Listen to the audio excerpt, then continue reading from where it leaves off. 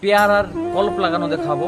খুবই অসাধারণ একটা টেকনিক, আর খুব সুন্দর সুন্দর পেয়ারা হয়। দেখো, প্রথমে একটি ডালকে কেটে সাইডের ছালগুলো তুলে নেবো। ছালগুলো তুলে নেওয়ার পর তারপর তাকে একটু চাকু দিয়ে ছালগুলো ছাড়ানোর পরে একটা পটেটো মানে আলু নিয়ে আলুটার থেকে একটু কেটে কেটে ওই যেখানে ছালটা ছাড়িয়ে নিয়েছি সেখানে লাগিয়ে দেবো। সাইড দিয়ে দুটো কাঠির মতো করে ওটাকে লাগিয়ে দেবো যাতে সেটা পড়তে না পারে।